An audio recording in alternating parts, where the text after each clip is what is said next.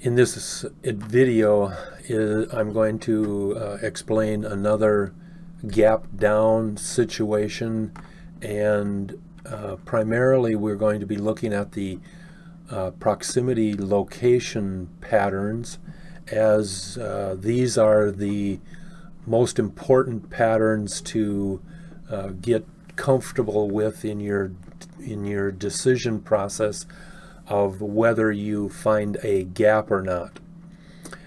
Now, many of the obvious part about finding gaps is we all know that we have three patterns. We have the identical patterns, we have the touches like down touch or up touch in the trend chart, and we have the proximity location patterns and the proximity shape patterns. The proximity shapes are basically the same that are in the identical indicators, like BOC patterns or TOC patterns, bottlenose, high M patterns, or right leg W patterns, whatever they might be, they're shapes. Location patterns are when the power 4, blue, pink, white, and yellow, are above 0, Zion is under 0. And that's the power 5 with Zion. When Zion is under or over, I said 0, I meant power orange. When the power 4 is above power orange and the power Zion is under power orange, because the power orange is the dividing line for divergent condition analysis. I mix them up oftentimes when I'm talking, because the power lines, when they cross over 0, those are price distinction changes. When power red crosses over 0, we have a significant price movement up, and then the other way, price movement down. The power lines from the location pattern perspective vary significantly, or let me say, they have flexibility. It's easy to count if you've got 15 identical indicators. It's easy to identify whether you've got a trend green down touching the trend pink. You can see those down touches or see those up touches.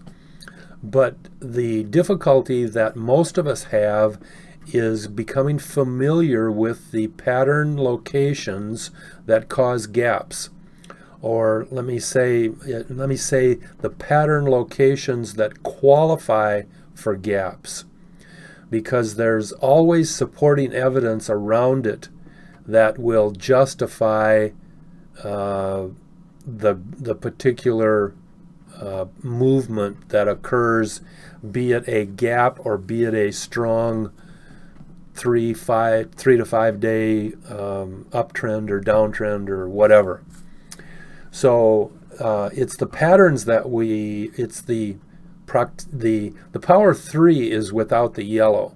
The power 5 has the power 4 and the power Zion, and when I talk about power 6, it's with the power red, like all 6 of them are above the power orange, or all 6 are under the power orange.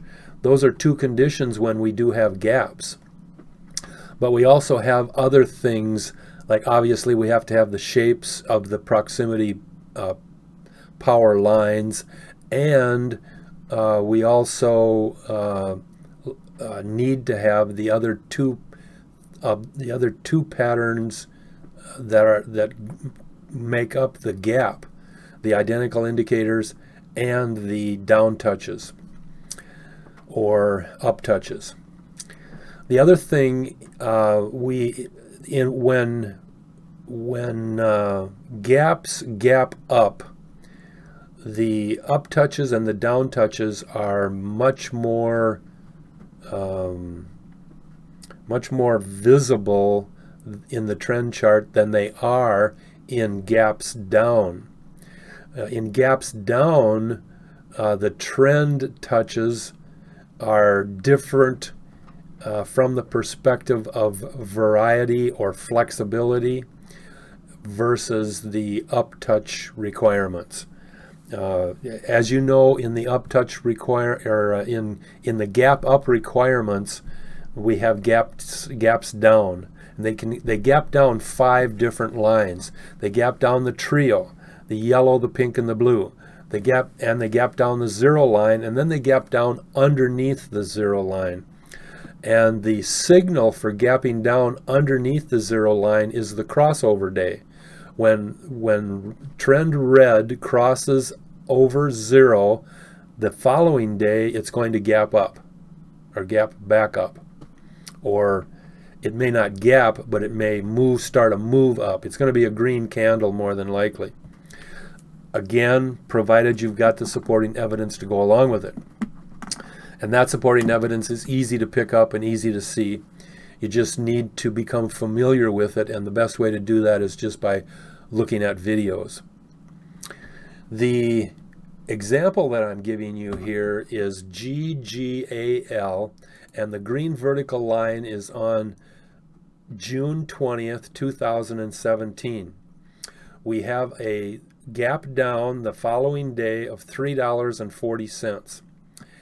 And in the trend chart, we have a TOC pattern, and in the trend green line, we have a low angle up, and in the trend gray line, we have a low angle down, or a TOC down, I should say, a higher TOC pattern.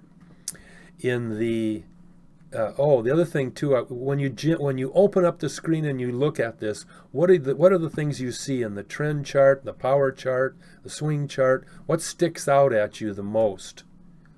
If you're, and I just want you to, I'm trying to get you to think about these things. What sticks out the most? The first thing that I see is the flat tops.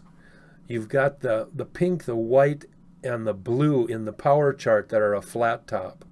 I consider trend green and gray to be flat tops. If you go over to the zip green, you have a flat top. And of course you have zip Zion as a flat top, and then you have swing yellow. If you look closely at the swing yellow, you see that swing gray and blue is at a little bit more of an angle up, but swing gray is also, and the 3 of them, blue, yellow, and gray, are all in hugging the green line, or what I would consider to be flat tops.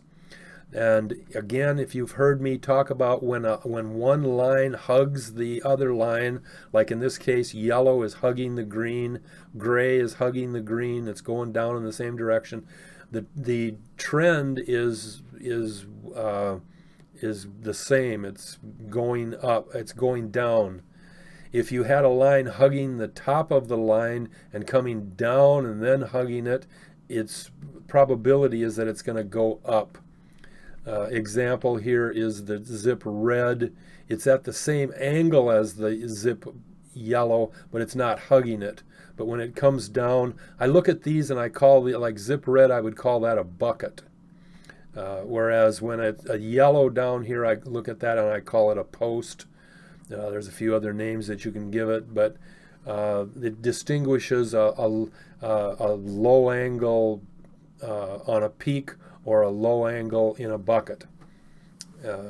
However you're thinking about it, those are some terms that we use. The first thing that I see is all of those low angle tops, and there's like 1, 2, 3, 4, 5, 6, 7, 8, 9. There's 10 of them that we counted in the 5 subcharts.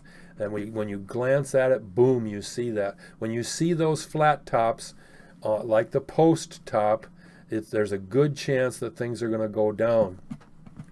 Notice, however, that in the green chart, we have a trend green up touching the 0, and it's actually a little over 0, but again, if you've heard me communicate with touches, oftentimes if we're within a few points, About the maximum I go is 5, but if you're within a few points, then it counts as a touch. And so in this case here, trend green is in an up touch, meaning that it's going to go down the next day. And the power 4, blue, pink, white, and yellow, are all underneath the power orange line. And the day before, this green vertical line, if we put this over here, this was actually the peak day, because Zion was stuck its nose out up over orange. And typically when that happens and it just goes out a little, it oftentimes goes back down. And so you had this is the peak day when Zion was above orange. It was also opposite. It's like it's divergent. You know, there's two types of divergence in the Zion versus the power 4 indicators. Zion can be above, the power 4 can be under, or the reciprocal, the power 4 up and Zion under. It causes gaps up. When it's high, when Zion is high and the others are under, then it's usually a gap down. Not always, but oftentimes. The other way is directional divergence. That's with Zion down and the power 4 up.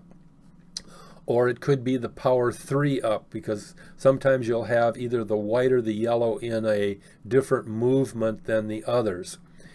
But the big thing here you don't look at and see immediately, and that is divergence.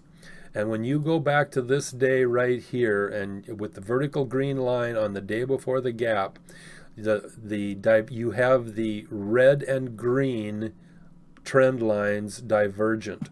If you go down to the power chart, you have the power blue going up, and you have the power pink. If you look over in the data window, power pink there is at minus 1.26, and if you look over here, power pink is at minus 1.26. So again, these are equal, and you remember the rule when I talk about lines being equal. You can push them either way to your benefit. But if you want to get real technical, then just expand the thing till you see that, look at power pink is going down. And so power pink is down, power blue is up. That's great divergence. You also have the power white going down slightly and the power yellow going down real strong. That's another type of divergence, but it's a weaker type of divergence that we see, that I just wanted to point out to you. Other pieces of or lines of divergence include the swing pink in a TOC lower pattern. Swing Zion is in a TOC higher pattern. And then zip red, gray, and pink are TOC lower. And swing yellow, blue, and Zion are in a TOC higher pattern. And then the biggest one of all is in the zip chart. And there are two types of divergence in the zip chart. You've heard me talk about when price, I said the zip chart, I meant the price chart, excuse me. When price red is highest and it goes down, that's usually an indication of a gap down, especially when red crosses under green like it does on the vertical green line day. Often, the vast majority of the time when you're going to have a gap up, price green and red are going up, and then the gap up goes. So that in itself is a really strong indication. The price direction on the day that you're looking at will identify which direction the gap is likely to go. The other type of, that is a one day, one line divergent condition. The red is highest on the day before the vertical line, and it's underneath green on the day of the vertical line. The other divergence is that price red is a TOC lower pattern and price green is a TOC higher pattern. And that divergence is a stronger type of divergence. We see this divergence as well in high M patterns. When you have a high M pattern and you have red highest on the left peak and green highest on the right peak. And that will cause gaps as well. And this is very similar to that, only in a one-line format. So the biggest thing, when you open up the screen and you look at it, the biggest thing you saw were the flat tops or the post tops, however you want to look at it, and those were the significant eye catcher. After analysis, you find out that you had the price red and green, blue or power blue and pink, trend red and green, zip red gray versus zip red gray pink versus zip yellow blue and Zion, being TOC lower or higher, and then swing pink and swing Zion, again TOC lower, TOC higher. And so you had divergence in every single chart or subchart. And that's when you can spot that divergence, and you can plug that in on scans. You can plug in each of those pairs, trend, power blue up, power pink down. And you can scan those and find those every single day.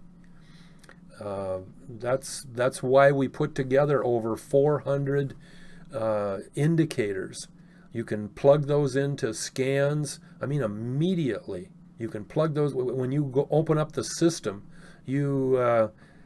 all you need to do, if you're not on TradeStation already, all you need to do is to identify how to create a scan.